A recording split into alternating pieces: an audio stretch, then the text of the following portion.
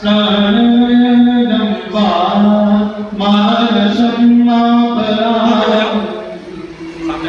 वेदमविहितं वा सर्वे तत्सस्व जय जय करुणाम्बे श्री महादेव शंभो श्री महादेव शंभो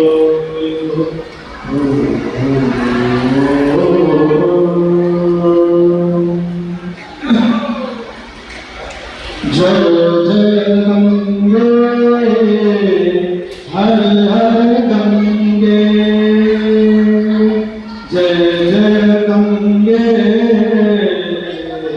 हर हर गंगे देवी सुरेश्वरी भगवती गंगे देवी सुरेश्वरी भगवती गंगे त्रिभुवनतारे तरल तरंगे शंकर मौली बिहारी विमले मम मतिरास्मां तव पर कमले भागीरथी सुत भागिनी माता तव जल महिमा मिलने नाम जाने तव महिमारं पाहि कृपामय ज्ञानम् हरिपदपाद्य तरंगिणी गंगे हिमविमुक्ता धवल तरंगे दूरीकुरु मम दुष्कृतिभारम् कुरु कृपया भव सागर पार। आइए, बड़ा सुंदर आप लोग श्रवण कर रहे थे। मां गंगा का स्तवन था, मां गंगा की व्यवस्था की, बड़ा सुंदर भाव था। और ये हमारे स्वामी सदाशिव सांप सदाशिव आओ आगमिता मित्र आगमिता मया पार्षद, ये हमारे सांप सदाशिव जी और बड़े सुंदर बहुत विद्वान है, बड़ा गला बड़ा अच्छा है। आप लोग श्रवण कर रहे थे शिव मानस पूजा भी अभी इन्होंने बड़ी सुंदर सुनाई। चलिए आज इनके साथ में कुछ चिंतन करेंगे, मंथन करेंगे, कुछ स्वाध्याय करेंगे और जानेंगे अपने सनातन को कि सनातन क्या है। लेकिन उससे पूर्व आइए, दीप प्रज्वलित हो चुके हैं। भाव कामेश्वर नाथ जी की हम लोग मध्याह्न काल की वैदिक पूजा में आप सभी लोग इंस्टाग्राम, यूट्यूब और जो है फेसबुक पर जो लोग उपस्थित हैं उपस्थिति बनाइए। बाबा के दरबार में उपस्थित होगी है। आप लोग तकनीकी रूप से जुड़ चुके हैं तो वैचारिक रूप से, मानसिक रूप से, आध्यात्मिक रूप से, आत्मिक रूप से भी जुड़िए और सबको जोड़िए। तकनीकी रूप से मत जोड़िए, अपने शेयर मत करिए। शेयर अगर करना हो केवल विचारों के रूप में आप शेयर करिए और बड़े प्रेम भाव से आइए प्रवेश करते हैं। हरे राम चंद्रमा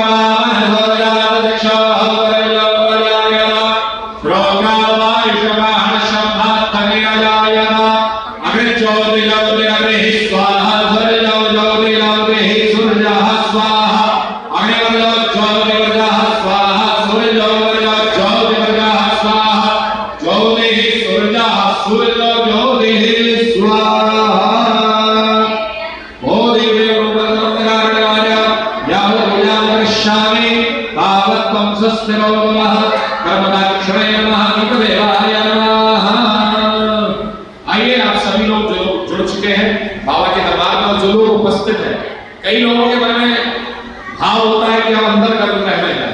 तो हर व्यक्ति गर्भगृह में जाने के लिए उसकी व्यवस्था होती है, निर्धारित करना होता है, नीतियां होती है, रीतियां होती है, तो उनका हमें पालन करना होता है। अमूमन करके हम लोग जब बाजार में आते हैं तो हम सोचते हैं टिकट फॉर ग्रांटेड, लाओ यहाँ तक आए तो चलो दर्शन भी करते चले। तो इस भाव से थोड़ा सा पवित्रता, शुद्धता के साथ में आप लोग यहाँ गर्भगृह में उपस्थित होते हैं। जो नहीं हो पा रहे आप लोग, केवल हमारे शास्त्र में प्रमाण है कि जो लोग भगवान शंकर का जब जल चढ़े तो आप एकाग्रचित्त हो जाइए। वैसे तो हमारे यहाँ कहा गया है कि केवल आप शिखर का दर्शन कर लीजिए तो आपको गर्भगृह के अंदर होने वाले पूजा अर्चन का भाव आपको प्राप्त हो जाएगा, केवल शिखर का दर्शन करने से। लेकिन फिर भी मन में ज्यादा भाव है तो जहां कहीं, केवल यही नहीं अपितु आप जहां कहीं भी जाएं वहां जो है कोई भी पूजा विधि हो रही हो, आप तन्मय भाव से एकाग्र चित्त होकर के टकटकी लगा करके केवल आप पूजा दर्शन को कर लेंगे और मन में ये भाव रखेंगे, ये संकल्प लेंगे कि प्रभु ये जो कुछ भी पूजा हो रही है इसको आप स्वीकार कीजिए, तो आपकी वह पूजा स्वीकार होगी। वेद का वाक्य है तन्मे मनः शिव संकल्पमस्तु। वेद में शिव को क्या कहा गया है? वेद में कहा गया शिव को संकल्पमस्तु, संकल्पित हो। आप संकल्पित होइए। जज्जाग्रत बड़ा सुंदर भाव है। शुक्ल यजुर्वेद संहिता के अंतर्गत में रुद्र संहिता के अंतर्गत में बड़े सुंदर मंत्र हैं। उनमें पहला मंत्र आता है जज्जाग्रतो दूर मुदैति देवं तदसुप्तस्य तथैवैति दूरत्वं ज्योतिषां ज्योतिरेवं तन्मे मनः शिव संकल्पमस्तु। जज्जाग्रतो बोले जागृत करो, बोले क्या करो? जज्जाग्रतो दूर मुदैति देवं, बोले जो दूर चला गया है क्या? बोले आपका मन दूर है। आप यहाँ उपस्थित तो हैं लेकिन आपका मन इस समय संसार में लगा है, तो संसार में से खींच के लाइए, बाबा के गर्भगृह में उपस्थित होइए और बड़े प्रेम भाव से आइए, भगवान को जलार्चन निवेदित करते हैं। हरे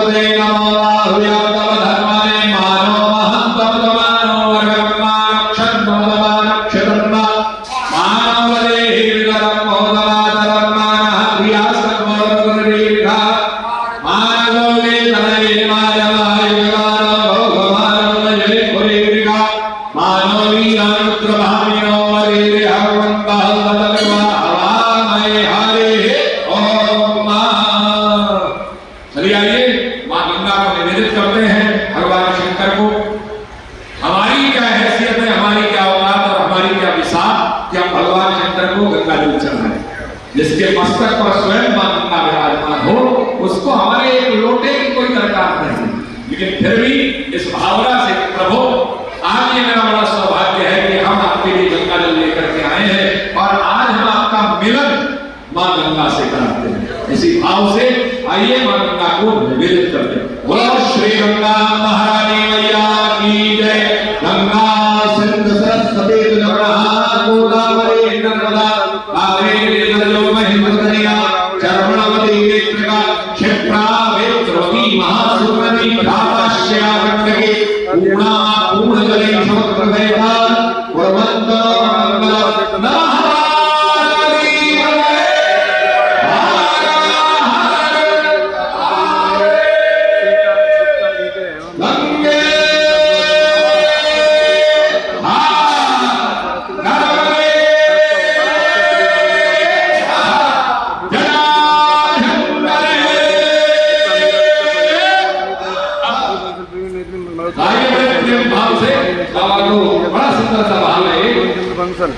मां गंगा का कि मालदीव में मानव आप लोगों के तक नाम बोले जा रहे हैं, नामों के साथ में आप लोगों की व्यवस्थाएं चल रही है। छत्तीसगढ़ सीता दुर्गापुर बंगाल रचना अंजलि सिंह।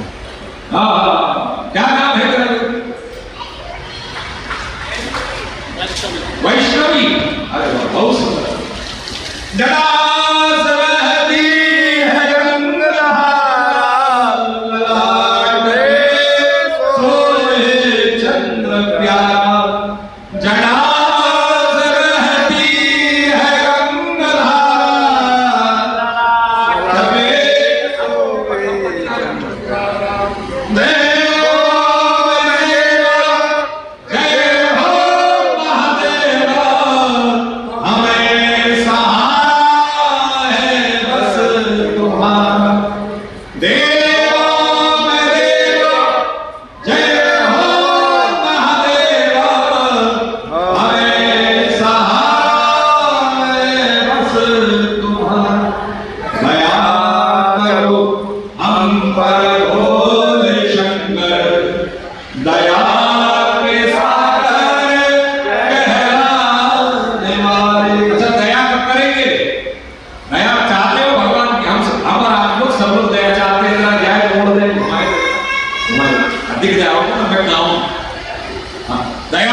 दया चाहते हैं, दया कैसे मिलेगी?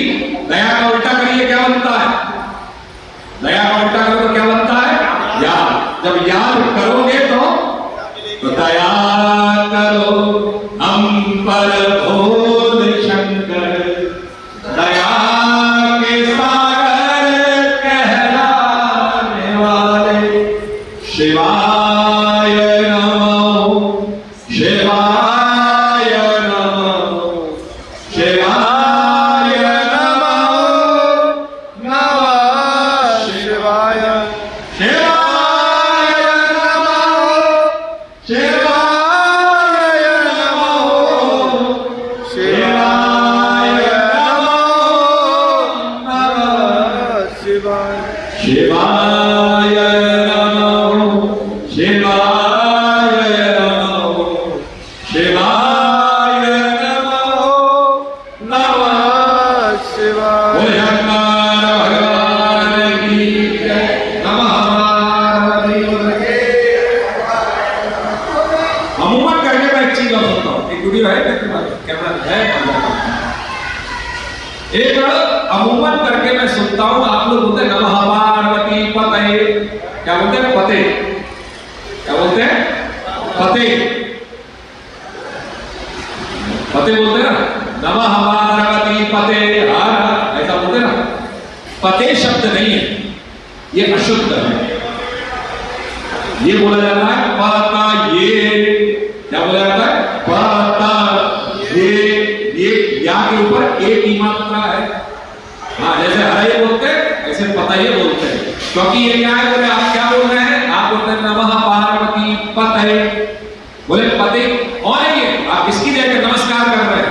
नमस्कार हम कर रहे हैं पार्वती का जो पति है। तो पति शब्द, हरि शब्द, इसमें चतुर्थी में पता ये ऐसा बोला जाता है। नमः स्वस्ति सदा स्वाहा अलम वशत भोजाश्च। व्याकरण के दृष्टिकोण से एक सूत्र है कि नमः के योग में, स्वस्ति के योग में, स्वधा के योग में, नमः स्वस्ति सदा स्वाहा अलम वशत भोजाश्च, इनके योग में हमेशा चतुर्थी विभक्ति लगेगी। ये व्याकरण है। अब व्याकरण के दृष्टिकोण से आप लोग गलत बोलते हैं। अब कईयों बात लोग ये भी कहते हैं महाराज भगवान तो भाव के भूखे होते, कुछ भी बोलता। हाँ, भगवान तो भाव देखते हैं, हम बिल्कुल देखते हैं। तो बेटा जी फिर आप लोगों का भाव भी फिर मीरा जैसा होना चाहिए। मीरा जैसा मतलब हमारा जी है तो जहर का प्याला राणा जी ने भेजा है।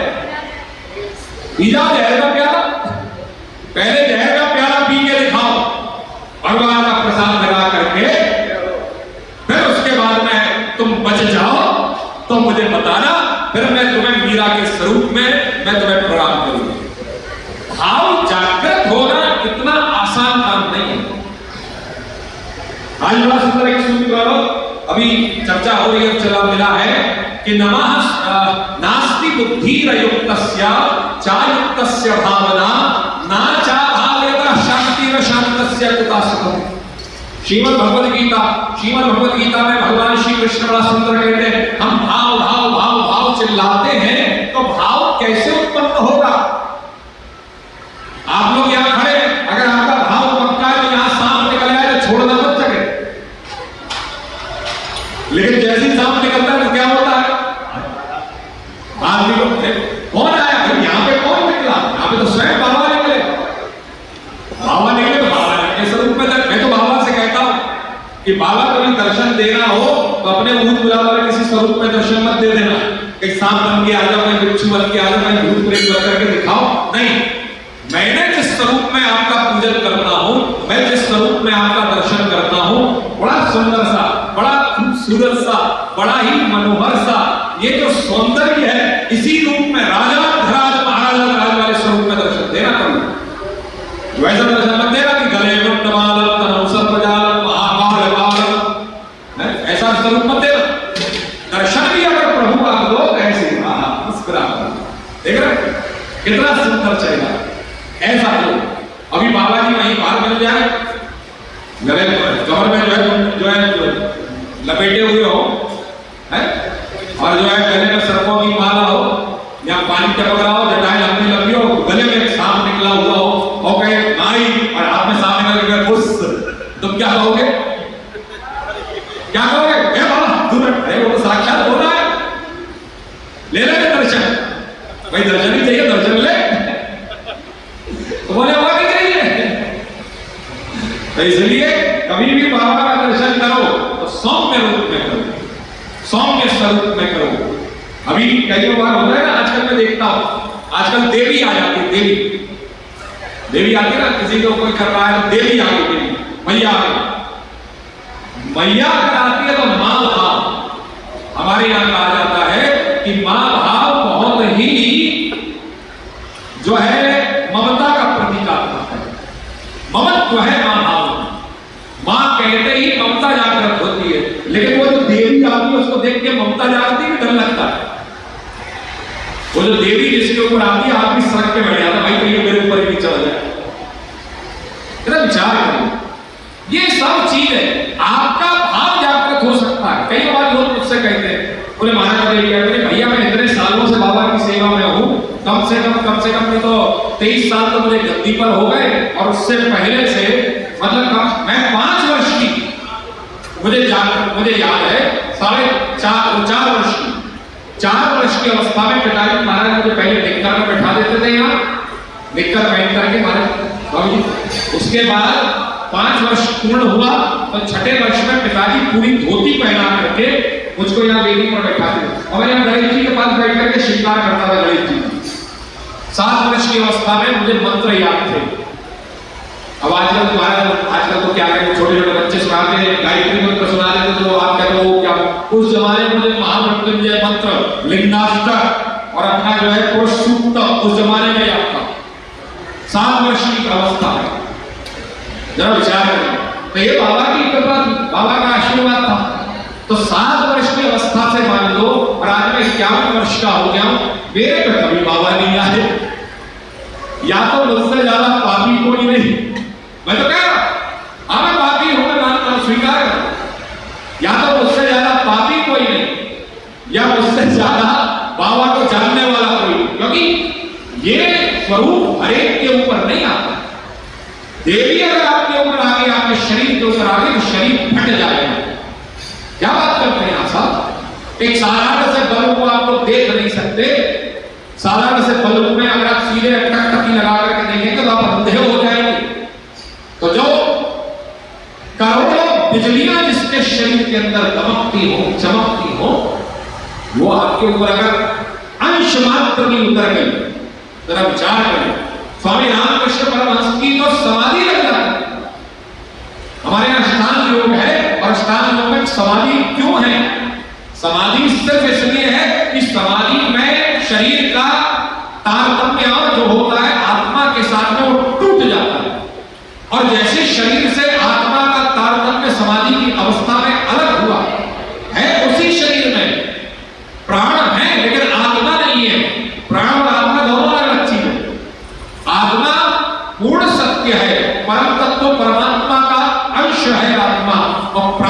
उसकी छाया है। हमारे यहाँ उपनिषद का बड़ा सुंदर बताते हैं। तो वो प्राण तो है शरीर में, लेकिन वो प्राण होते हुए प्रतीत नहीं हो रहे, क्योंकि आत्मा उस समय छोड़ करके शरीर को समाधि की उस आनंदमय पंच महाकोशों के स्वरूप में, जो पांचवा आनंदमय कोश है, उसमें प्रविष्ट हो चुका है। तो अब वहां पर मैं पूर्ण ब्रह्म का अनुभव कर रहा हूं, रसास्वादन कर रहा है, आनंद ले रहा है।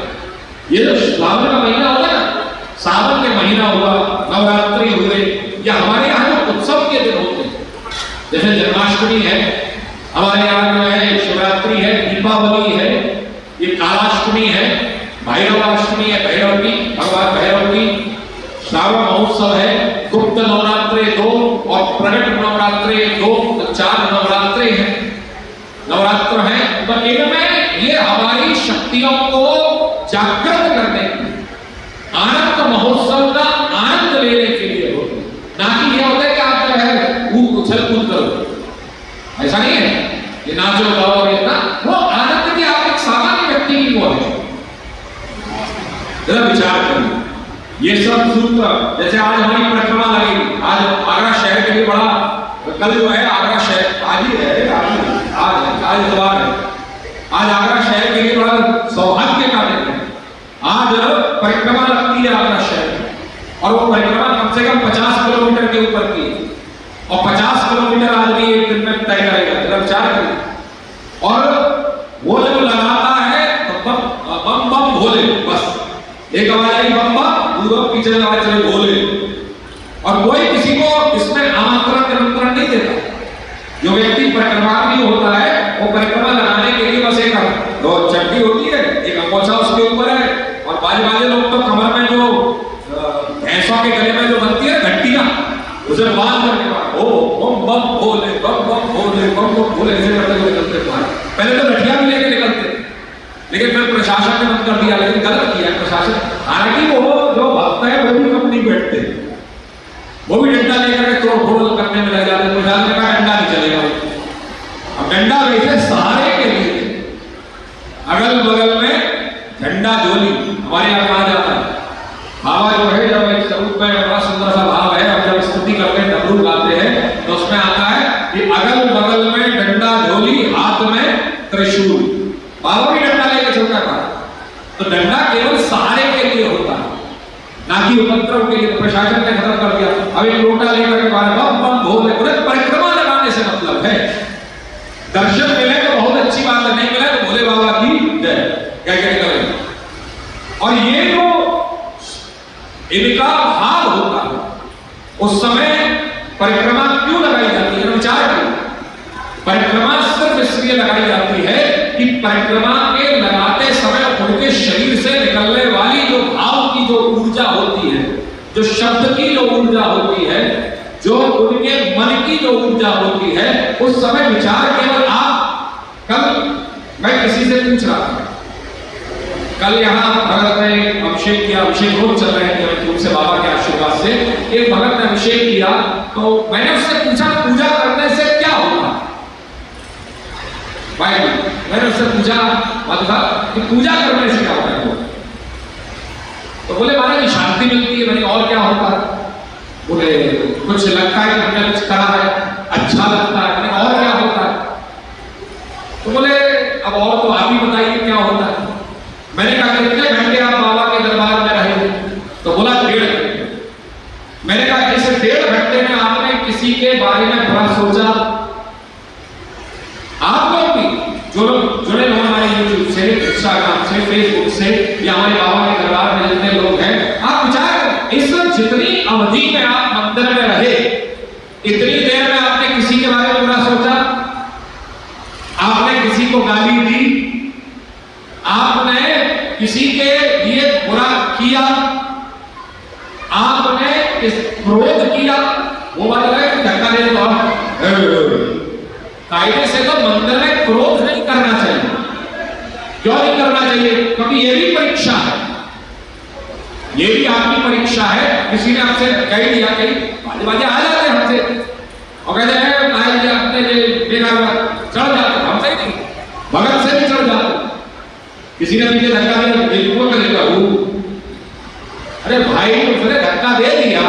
तो उसने धक्का दिया, तो धक्का देने से तुम्हारे शरीर के अंदर के जो पाप थे वो बाहर आ गए।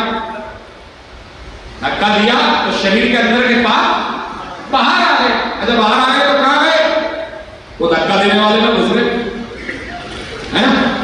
ये हमारे यहां एक छोटा सा लॉजिक दिया जाता है। किसी ने हमारे यहां ये कथन है, सनातन की परंपरा में कथन है कि हमारा कपड़ा भी किसी दूसरे व्यक्ति से छुना नहीं चाहिए। इसीलिए हमारे यहाँ जो है पूजा पद्धति के वस्त्र अलग होते हैं, पूजा के हमारे बर्तन पात्र अलग होते हैं। तो ये जो ऊर्जा जो बनती है, जब व्यक्ति बम बम भोले बोलता हुआ निकलता है तो किसी का गलत नहीं सोच रहा, उससे परिक्रमा हो रही, और परिक्रमा हो रही है तो परिक्रमा से आज भी गांव में, आज भी ग्राम प्रधान देवता जो होता है, गांव का जो प्रधान देवता होता है, उस गांव की परिक्रमा होती है, तो गांव के देवता की परिक्रमा लगाई जाती है नियमित रूप से।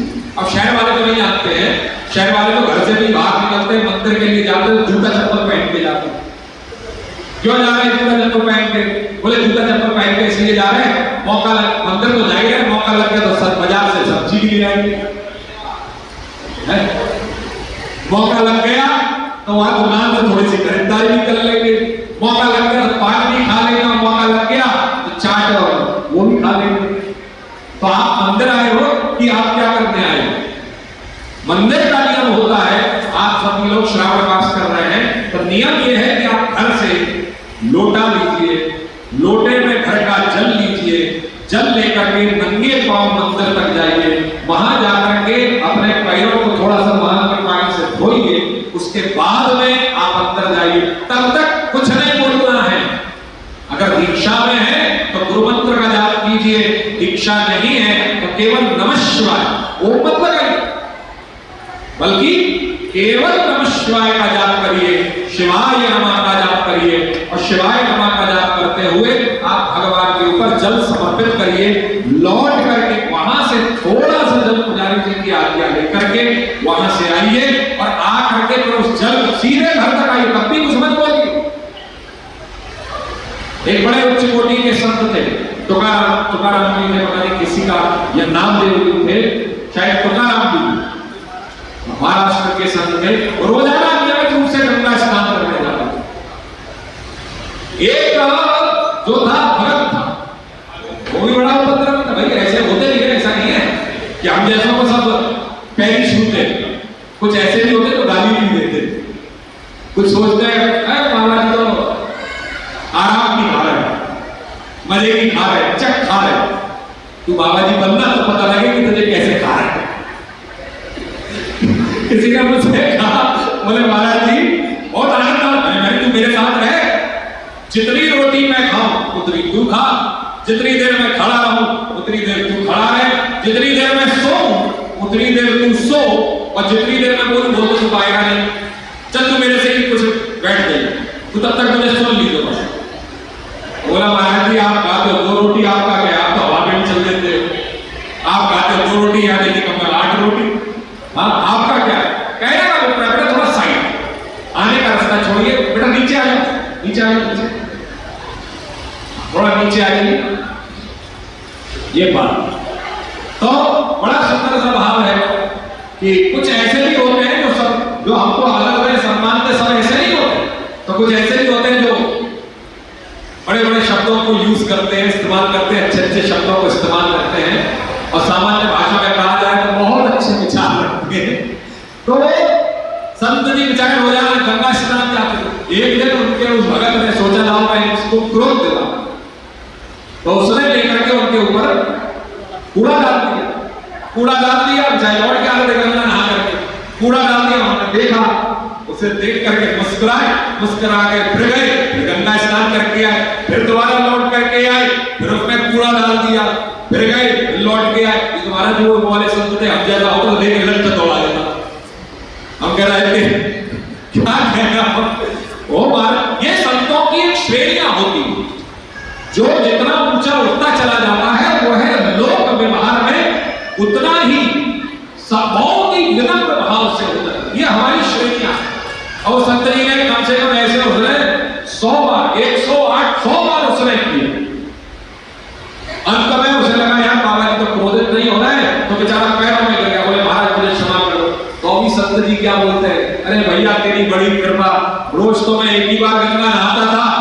तूने मुझे 108 बार गंगा नहला दी। बताइए ऐसे भाव हो रहे।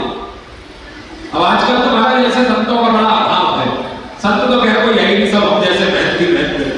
हमारे पिताजी महाराज कहते थे जो या जग निकला रहे, जो इस जग में अकेला रमण करता है, जो या जग निकला रहे भाई को नाम संत, और जाके संग 10-20 रहे भाई को नाम भगवान। तो जिसके संग में 10-20 नहीं हो तो क्या है? हमारे मंडलेश्वर बड़ी सुंदर व्यवस्था है। मंडलेश्वर कौन होता है?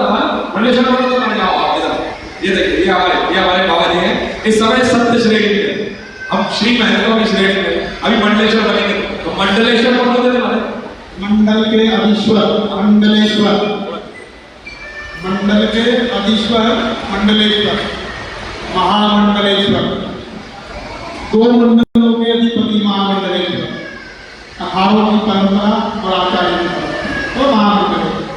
आचार्य महामंडलेश्वर ये हमारे संतों में एक श्रेणी होती है। जैसे हमारे कई आप देखेंगे पद होते हैं ना आप लोगों के यहाँ, जैसे पुलिस में पद होता है 1 star 2 star 3 star SO SP DSP IG DG, ऐसे महात्माओं में पद होते हैं। लेकिन पद और प्रतिष्ठा का इस भक्ति से कोई संबंध नहीं, ये भी एक व्यवस्था है। देखिए हम लोग सनातन को मानते हैं।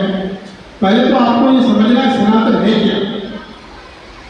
शाश्वत धर्म सनातन धर्म, सनातन है क्या चीज? जो ईश्वर कृत है, मानव कृत नहीं, अनादि काल से युगों युगों से जो चली आ रही परंपरा संस्कृति, उसी का नाम सनातन है। तो हम बात करते हैं बाबा मनकामेश्वर की कृपा से सनातन के ऊपर, संन्यास के ऊपर। तो संन्यास क्या चीज? सम्यक ज्ञान की संन्यास, सबका त्यागी संन्यास है। और वैसे अभी हम कहें भैया तुम तो चतुर्थ अवस्था में आ गया है, संन्यास ले ले, बोले बाबा जी आपकी क्या बात कर रहे हैं? हाँ, वास्तविकता यही है कि संन्यास तो सबको लेना चाहिए, लेना पड़ता, मानो या न मानो।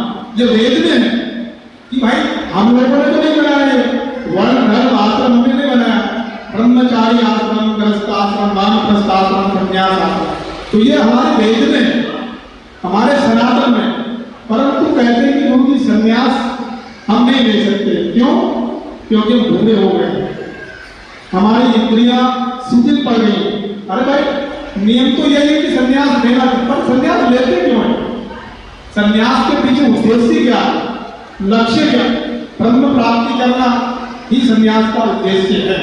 तो जैसे एक संन्यास होता है वैराग संन्यास, 4 तरह का संन्यास है। वैराग संन्यास यानी कि भगवान की कृपा से आपके पूर्व जन्मों के दिव्य कर्मों के फलों के अनुसार, प्रारब्ध के अनुसार आपका वैराग्य हो जाता है संसार के विषय वासनाओं से, मोह भंग हो गया संसार से।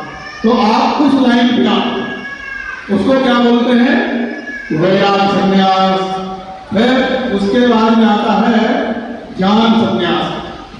तो आप लोग गुरुकुल में जाएंगे, पढ़ेंगे, शास्त्र पढ़ेंगे, वेद इत्यादि पढ़ेंगे और अपने उस ज्ञान के आधार पर इस निष्कर्ष पे आप पहुंचेंगे कि भाई ब्रह्म सत्यम जगत मिथ्या जीवो ब्रह्मे बराबर, ब्रह्म ही सत्य है, जगत तो मिथ्या है, संसार दुख है, दुखालयम शाश्वत, दुखों की शाश्वत हानि। ऐसा जब आपके अंदर बोध हो जाएगा उन शास्त्रों के द्वारा ज्ञान पूर्वक, तो आप उधर में जाके गिराते हैं। किस लिए? ईश्वर का चिंतन करने के लिए। और उसके बाद में तीसरा है ज्ञान वैराग संन्यास। थोड़ा वैराग्य भी हो और थोड़ा विवेक भी हो, तो आप इस मार्ग पे आ गए। और जो चौथा है महत्वपूर्ण, वो है कर्म संन्यास। कर्म संन्यास मतलब कर्म से आप चलो। पहले ब्रह्मचारी आश्रम में जाओ, वहां पर ब्रह्मचारी धर्म का पालन करो, चाहे वो लड़का हो लड़की हो, सभी के लिए समान। 1 से 25 साल तक सभी को गुरुकुलों में रहकर विद्याध्ययन करना चाहिए। अगर कोई भी माता पिता अपने बच्चों को छोटी उम्र में ही पढ़ाते नहीं है, किसी काम धंधे में लगाते हैं, तो पाप के भागीदारी बनेंगे। हकीकत यही, इसलिए अपने बच्चों को आप शिक्षा दो, पढ़ाओ लिखाओ, योग्य बनाओ, और उसके बाद में आपको गृहस्थ आश्रम में जाओ अगर इच्छा हो, फिर उसके बाद में वानप्रस्थ और फिर संन्यास। इसको कहते हैं क्रम संन्यास उन्नति महाराज। तो संन्यास तो लेना चाहिए। फिर उसके बाद में संन्यास की अपनी भेद है, कि उसमें जो है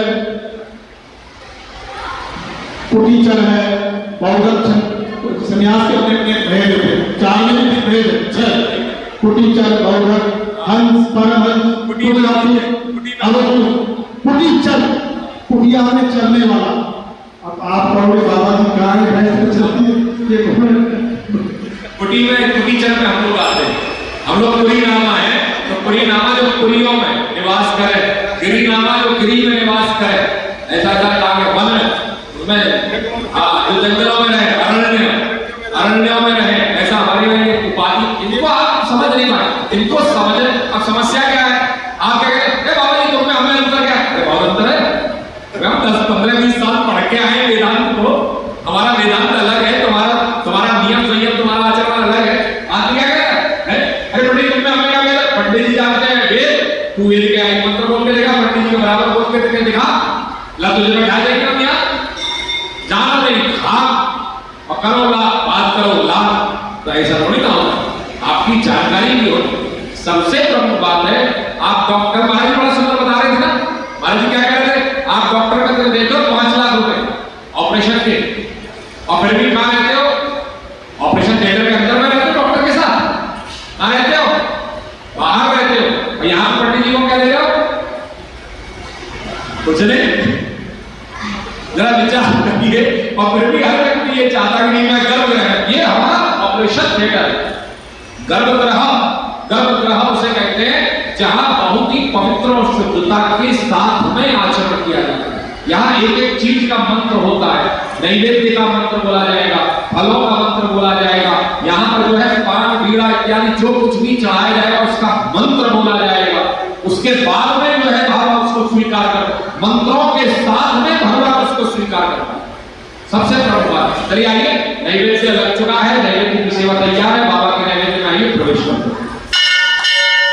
हरे राम ध्यान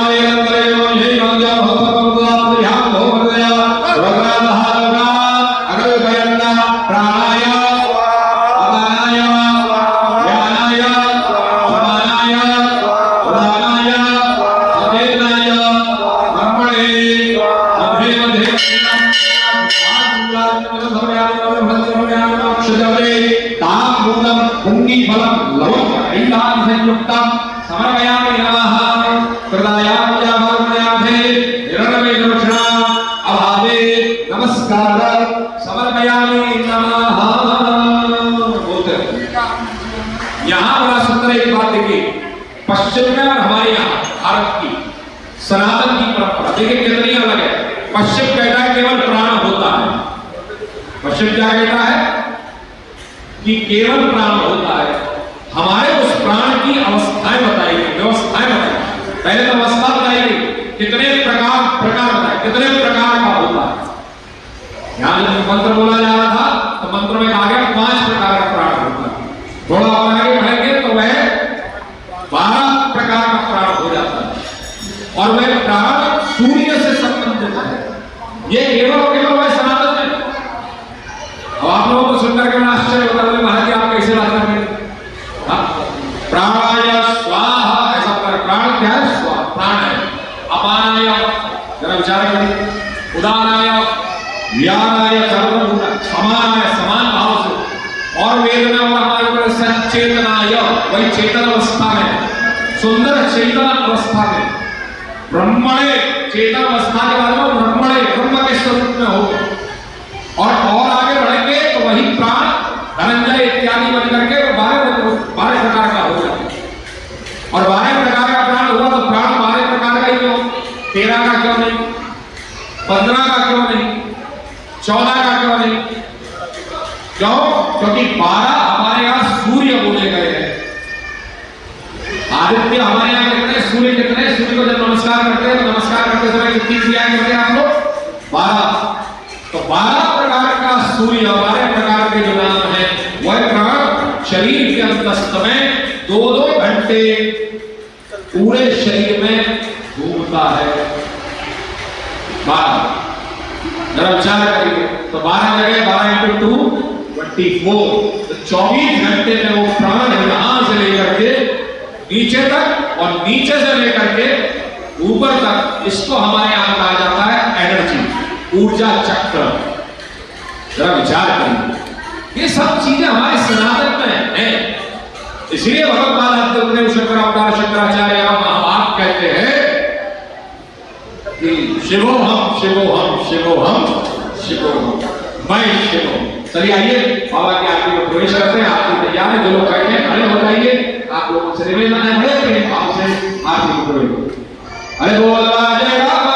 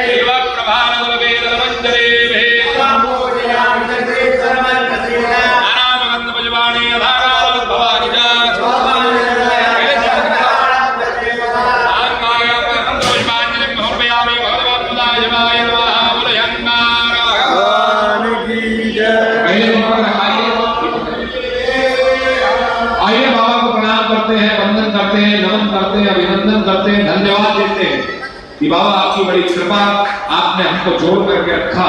इसी भाव से आइए बाबा को प्रणाम करें, नमन करें, अपने पूर्वजों का स्मरण करें, अपने पूर्वजों का आशीर्वाद दें, अपने पूर्वजों को ज्ञात अज्ञात सबको बाबा के श्री चरणों में उपस्थित करते हुए बाबा से यही मन में कामना कि प्रभु अपनी कृपा, अपना आशीर्वाद, अपनी दया सदैव हमारे ऊपर बनाए रखिएगा। हम आपकी कृपा का अनुभव करते रहें, हम कभी भी आपको भूलें नहीं। इसी भाव से आइए प्रणाम करते हैं और प्रणाम करते बड़े प्रेम भाव से जो हमारे फेसबुक, इंस्टाग्राम और यूट्यूबर्स हैं, यहाँ से आप लोग मिला लीजिए और हम लोग आइए बड़े प्रेम भाव से स्तुति में प्रवेश करें। करहिया स्तुत गान बहुत पाणे मंगल जो रहे